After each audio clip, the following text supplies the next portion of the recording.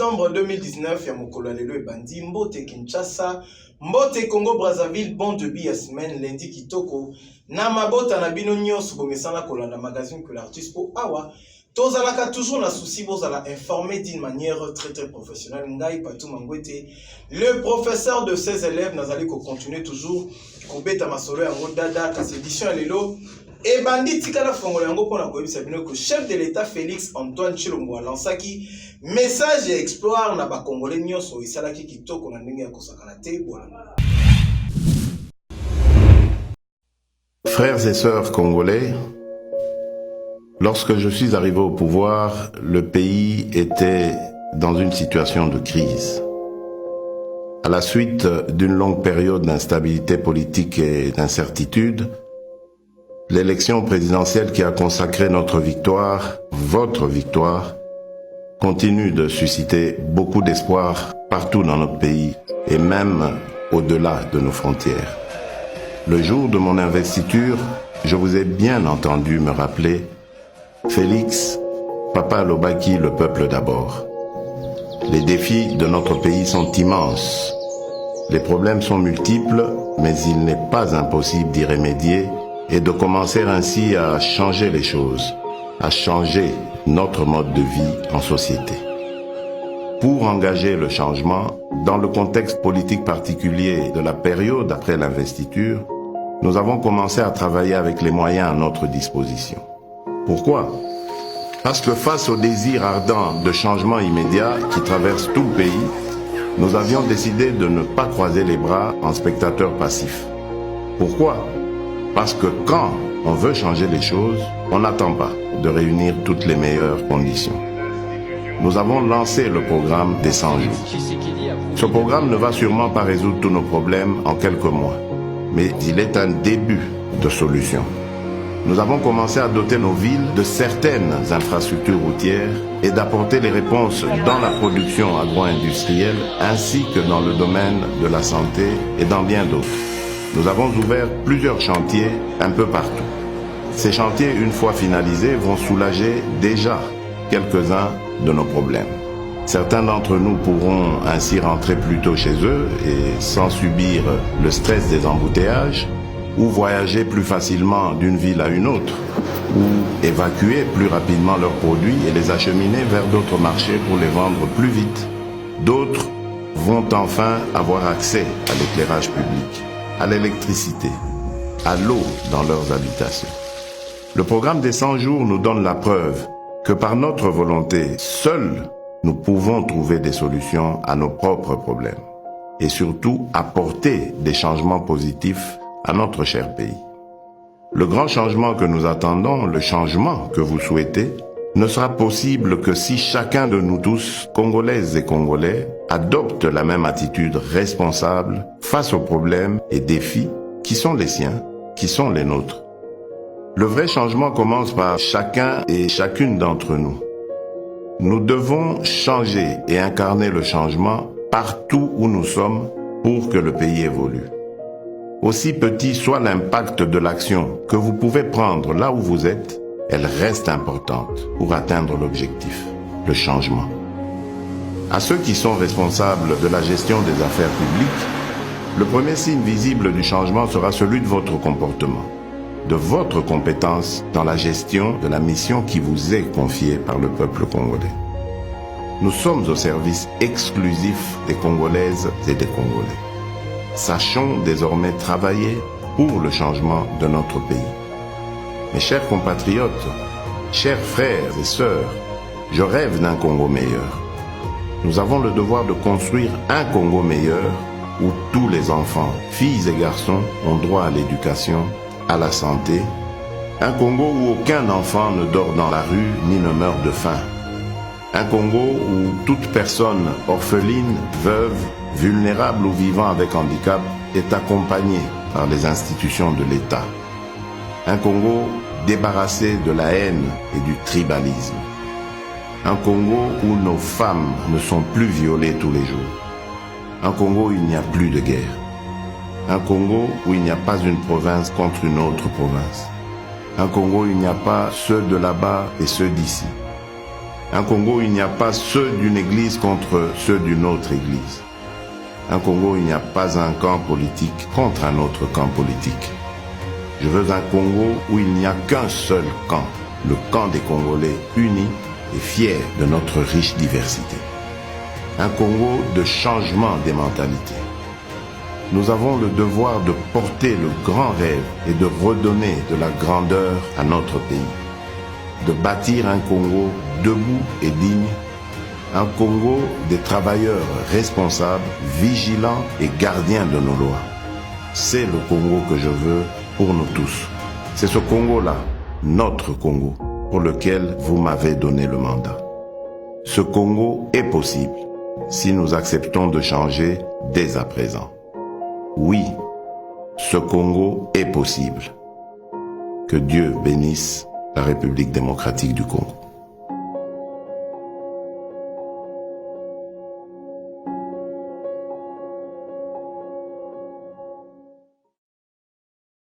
Série à remise et reprise des allées qu'on continue toujours qu'au salam na ministère pour le gouvernement à Sylvestre Ilunga kasi lelo ministère ya formation art pe métier basala ki bongo pe remise et reprise kasi basala ki yango na Maisha Park témoin événement Christian Mayaoula.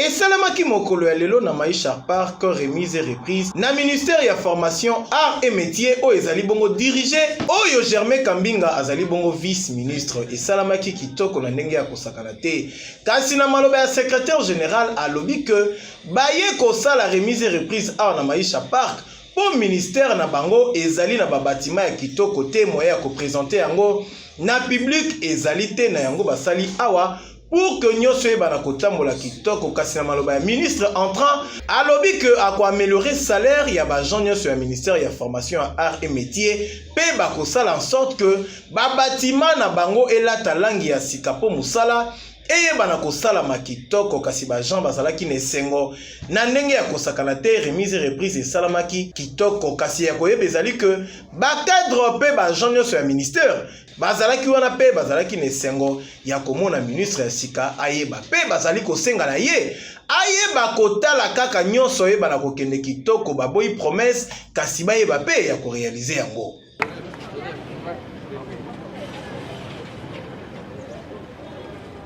Parti Union républicain o ekuma marakitoko pas le président Godefroy Boato basalaki bongo mobange na marche mokolo ya samedi pona kotelemela xénophobie o ezali ko régner kuna na Afrique du Sud ko boma bandeko na bango ba africain eza ko sala pasi na ndenge ya kosakana te bozwa élément oyo ya Dido Eloti.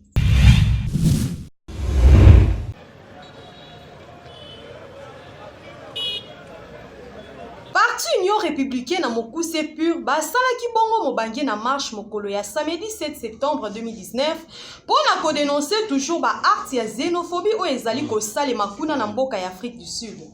Boyeba que parti Union républicaine yambo ete basala marche na bango bakendaki kosenga autorisation epa ya gouverneur à ville province ya Kinshasa Jean-Tini Ngobila kasi likambo kokamwa batindelaki bango ba policier mokolo yango pona kopekisa bango ba exprimer pasi na bango pe mawa na ngambu ya bandeko na biso o bazali koboma bango na ba sud africain kasi na mécontentement oyo batondisamaki na yango o etali interdiction ya marche oyo président Godefroy Boato elongo na secrétaire général pe secrétaire adjoint chargé ya idéologie bazangaki maloba te boyo kandenge bapeselaki tokomelaki mokonzi ya engumba Kinshasa gouverneur Jean-Tini Ngobila pona kolobela eke lelo mokolo poso tokotambola pona kokende liboso ya ambassade ya Afrique du Sud koloba tolingi te tozana kanda pona makambo bango bazosala bandeko na biso epa na bango na Afrique du Sud yango tokomeli ye mokanda toye po tokende kotika yango mais tokamwe bakongolais nde baza kokufa kuna olie ba encadrer biso manifestation na biso esalema pacifiquement tokende kotika memo na biso mais tomoni batindi ba élément ya police baya ko empêcher manifestation na biso esalema lokola biso totosaka mibeko tosopposer na la police te toyoki injonction na bango yango tozongi mais tozo continuer ko dénoncer koloba makambo salema na Afrique du Sud eza mabe il faut bakonzi ba s'impliquer pour na ko protéger ba congolais et sika nyonso bazali ezala awa to ezala na libanda ya mboka. Merci. Bon awa tozali na Wileri tobengaki bino mpona boassiste biso na marche oyo parti na biso parti d'union républicaine et organisaki mpona kolakisa kanda pe mécontentement na makambo oyo ezoleka na mboka ya Afrique du Sud oyo tomoni bandeko na biso bazoboma bango na lolenge moko oyo ya pasi vraiment mingi. Nde moko ya lelo biso tolobaki toya tosangana pour que tokende liboso ya ambassade ya Afrique du Sud awa na Kinshasa pour que totalisa bango que esengeli gouvernement ya Afrique du Sud bazwa ba disposition pour na makambo wana emeka kosila parce que toyebi ke esali oyo mbala misatu eloko ya bongo ezobandelama.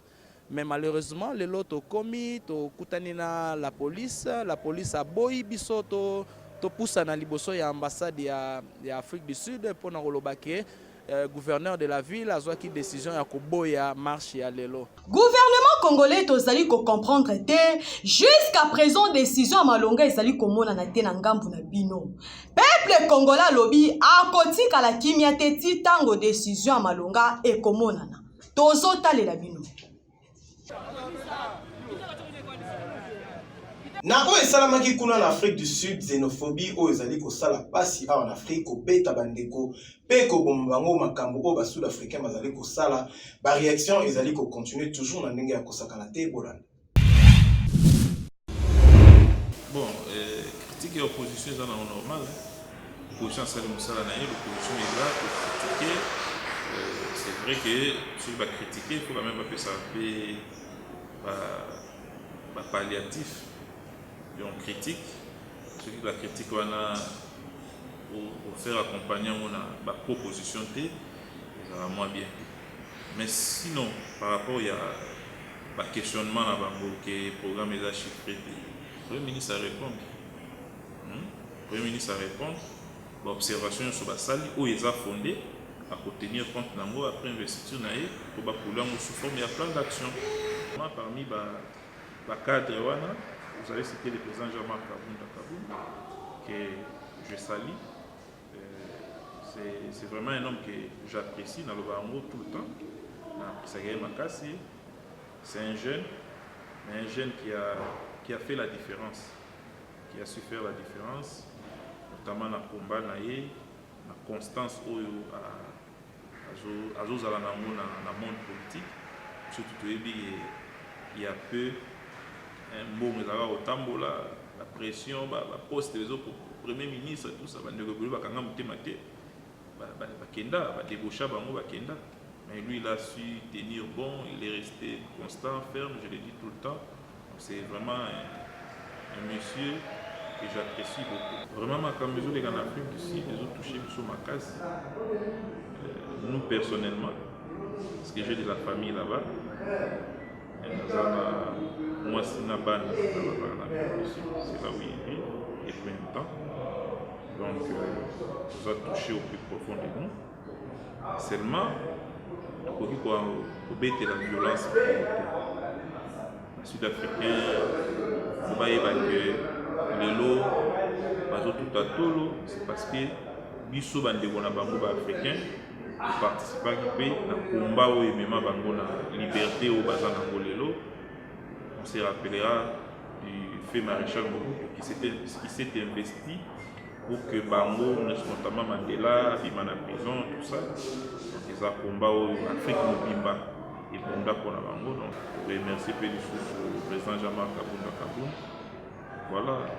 Magazine que l'artus est sali constat depuis classe et zongi. Kasi ba école ebele bana bazali kozala mingi te basali ezali vide na ndenge ya kosakana te et pourtant chef de l'état a lancé déjà balle pour enseignement année oyo ezali gratuit na ndenge ya kosakana te awa na République démocratique du Congo bozwa élément oyo ya Rigan Gata commentaire et Betami Dada et pa ya Renata Mandani.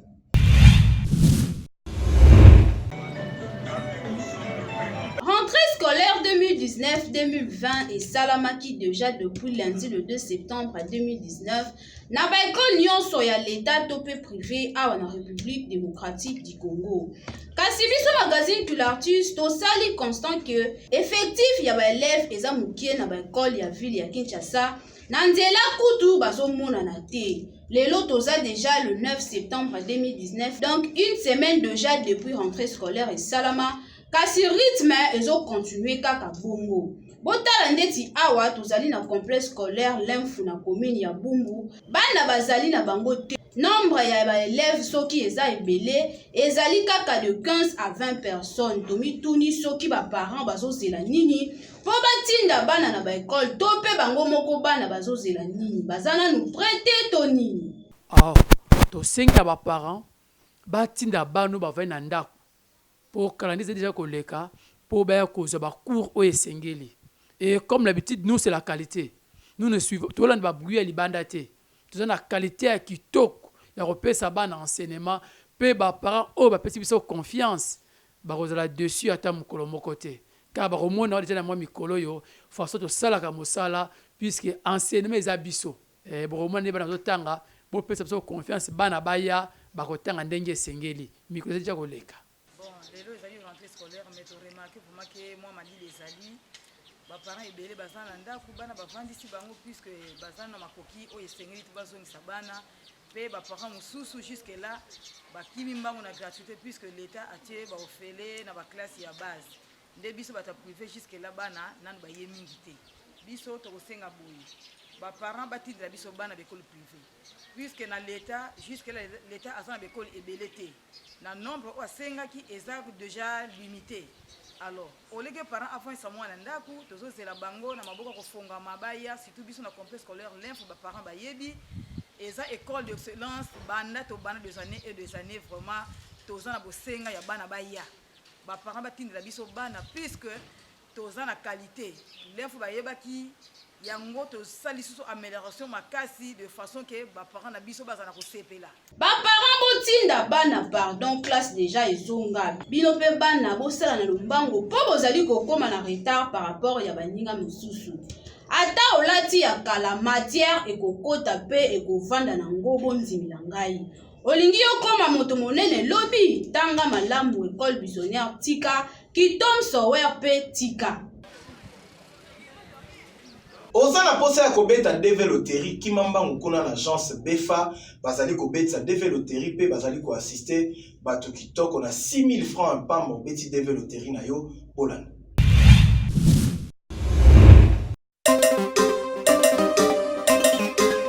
Bana Kinshasa papa mama ngonga yango yo ebelemi ye leader pe koko ya masolo ya ba DV Loterie awa na République démocratique du Congo. Yeyo, bureau de facilitation et des affaires, ye azako beta masolo ya DV Loterie dada na ndenge ya kosakana te. Awa, bapesaka émotion esengo na ndenge ya kosakana te botala ndeko oyo kolinga DV Loterie azwi na ye pe botala émotion pe esengo etondi ye motema. Awa na Befa kobeta DV Loterie ezali nango na primo ye ya pamba na 6000 francs. Obeti DV Loterie na yo na lobi bien na 6000 francs. Obeti DV Loterie pe okokoma na mboka ya Donald Trump kitoko na ndenge ya kosakana te. Ya papa ba mama oza na besoin okende États-Unis na ndenge solo epi na sérieuxité yaka awa na Befa nde makambo. Awa na Befa masolo etali bongo prise en charge babetaka yango dada po ezali nango gratuit. Batekaka pe ba billet olingi ba assister yo kitoko pona masolo ya voyage na yo basalaka yango pe babetaka yango dada. Donc saki bino pe fa makambo ndima kecho tala bilo wapo taki wana ozuite kobanga te komona okindo ya famille te yaka na Befa ko résoudre ba problème non mana c'est tempo simana halo pele lelo na simu banda na ba boya ebele awa na Befa. Famille d'accueil ezali makambo ya mike yo muto zanga famille kuna na États-Unis. Befa azali kosala yango okosepela makasi. Bamiyebi bato baloba wana bamiyebi Befa biso toloba te. Botuni ngai soki agence Befa ezwami wapi? Avenue Libération numéro 46 na commune ya Selemba ou référence rond-point Ipen o ekenda nsango na ndenge ya kosakana te. Kasi ya koyeba lisusu ezali ke soki okoti na avenue Libération okomona ba cyber café ya mbatakela ya bikiedi etandami wana ebele kasi kokota na yo te mpo kuna escroquerie ezali makasi yaka kaka awa na numero 46 okomona bongo mobange na pano. Ah befa konyokola bango te kaka bana. Tokomi na moment ya page promotionnelle na biso oza na posa ya koyeba na to pe activité na yo ezala visible yaka awa na magazine Colartus mosala eza kosalama kitoko mpona na baspot oyo ezali réalisé awa na magazine Colartus. Aikadi ya mpemba nakokomisa bato nyonso zoba na mokili.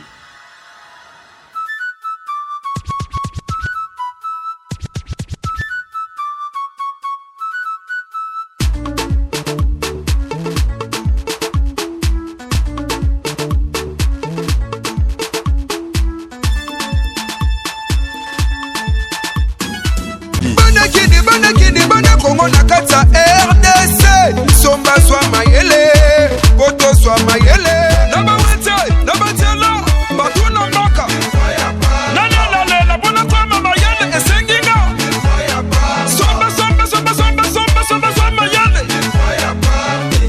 tala swa mayele fina toko bebe pele vraiment na komi mayele na sombi sombi Zamba swama yele Nifaya pamba Nifaya pamba Nifaya pamba Nifaya pamba Nifaya pamba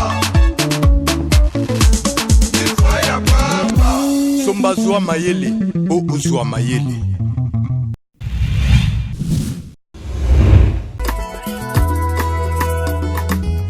Leader ya masolo ya badeve loterie na République démocratique du Congo, CDC Travel aussi a confirmé kala azali na famille d'accueil pour na ba oyo nyonso ba gagner na deve loterie pe bazanga bandako ya kolala.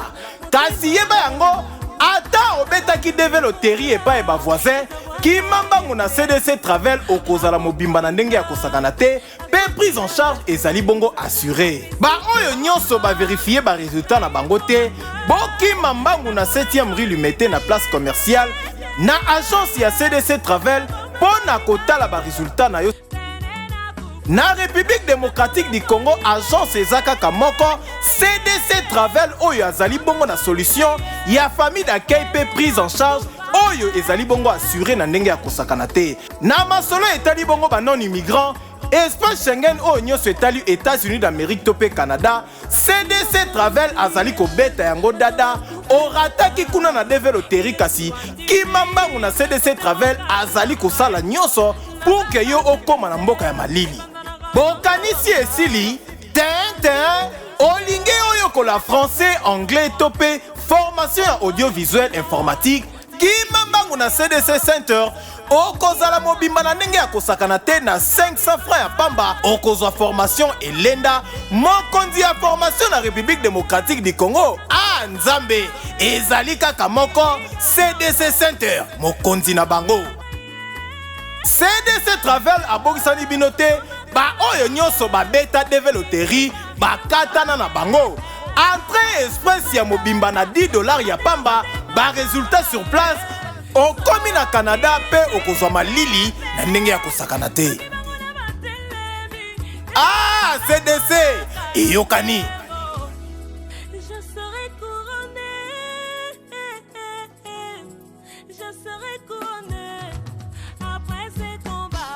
rendez-vous ya bakinois oyo esalaka bino kitoko pe pesaka bino mayele bulu yeke plus bakiselaka yango toujours original kasi motuna ya lelo euti epai ya Econ Enoch to découvrir yango ensemble.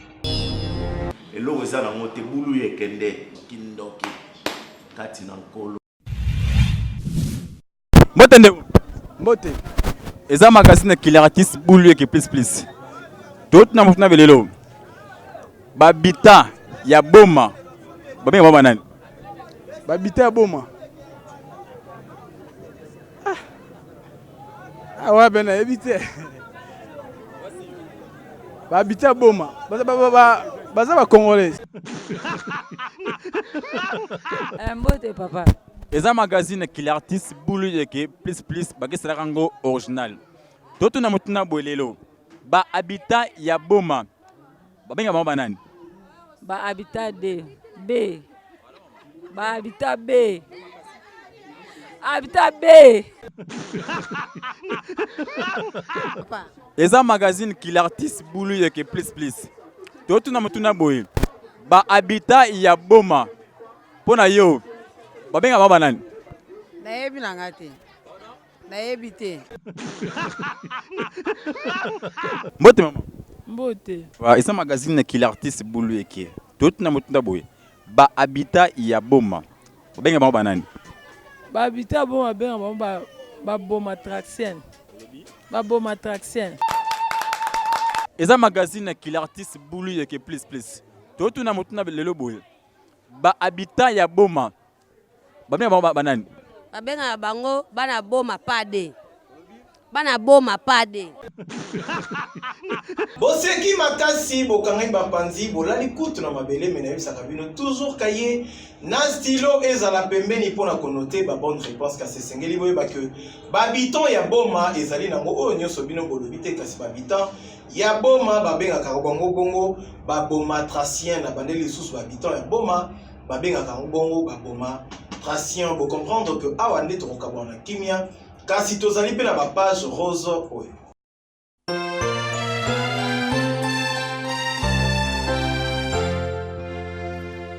Joyeux anniversaire, à vous que j'aime tant. Oui, bon anniversaire, et qu'importe les ans. Vous qui depuis toujours avez tout mon amour. Chaque jour de la vie, mon cœur, mon chéri, me pendre à votre cou, vous donner des baisers, vous dire que je vous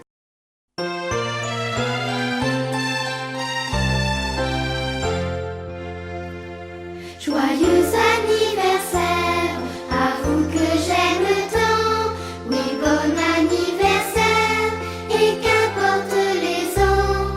Vous qui depuis toujours avez tout mon amour. Chaque jour de la vie, mon cœur, mon chéri, me pendre à votre cou, vous donner des baisers, vous dire que je vous... Joyeux anniversaire na Christian Kabongo o abotai mokolo lelo bonheur prospérité et banako accompagner tout au long ya vie na o balobi lelo champagne et komela mana mokolo lelo de la part ya Gabriel Kabongo boîte noire un bon tonton o a souhaité bongo na ndeko na ye Christian Kabongo pe lisusu joyeux anniversaire na Edouard Baziani Dabo o abotami pe lisusu mokolo lelo balobi papa Oumela na mokili omona bakoko pe bakokolo na yo balobi kolia komela ekozala bongo au rendez-vous rédaction mobimba ya magazine Culartus au nom ya madame Pepito Kilala batombeli yo mbotama elamu kasi bo comprendre que awa nde tokabona na kimia mena kozala égoïste était à remercier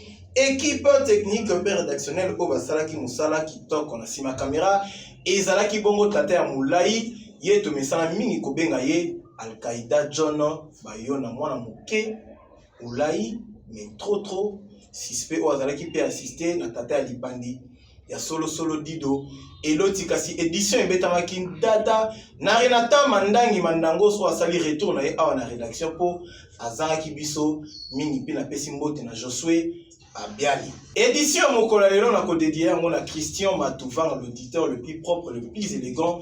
Il y a République démocratique du Congo, le Maximus, plus 10 na kopesa lisusu mbote pe na ko dédié édition ya mokolo lelo na mon vieux ye babengaka ye Kasanda wetu muchu wa dollar ye l'homme de billet vert en Cabo Wapi.